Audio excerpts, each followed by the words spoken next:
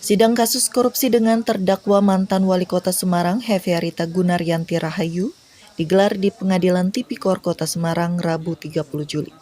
Dalam sidang yang dipimpin Hakim Gatot Sarwadi ini, mantan orang nomor 1 di Kota Semarang tersebut dituntut hukuman 6 tahun penjara oleh Jaksa Penuntut Umum dari Komisi Pemberantasan Korupsi atau KPK.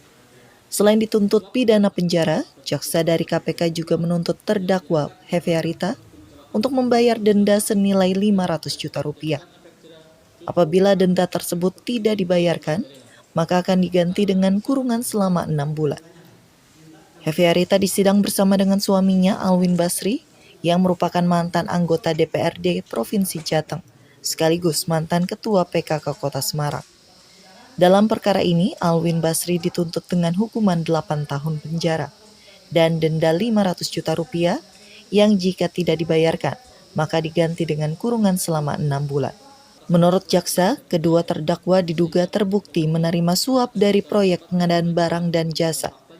Kedua terdakwa juga terbukti memotong pembayaran pegawai negeri yang bersumber dari insentif pemungutan pajak dan tambahan penghasilan di Bapenda Kota Semarang.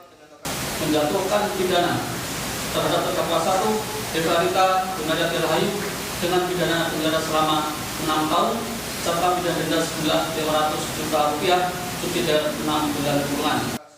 Atas tuntutan ini, terdakwa melalui kuasa hukumnya menyatakan akan melakukan pembelaan pada sidang selanjutnya. Kan pasti ada sebuah cerita-cerita yang menurut saya di dalam tuntutan itu tidak sesuai. Ketidaksesuaiannya nanti saya sampaikan di dalam pledoinya gitu. Saya kira di situ.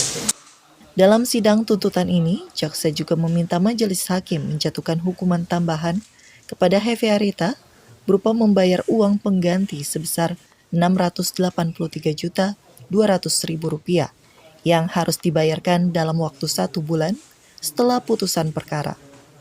Apabila tidak mengganti, maka harta benda terdakwa akan disita atau akan dijatuhi tambahan pidana penjara selama 1 tahun.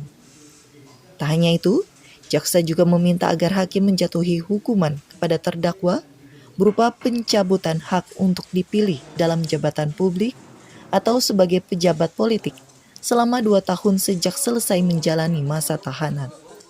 Dari Kota Semarang, Jawa Tengah, Surya Wicaksono, Kantor Berita Antara mewartakan.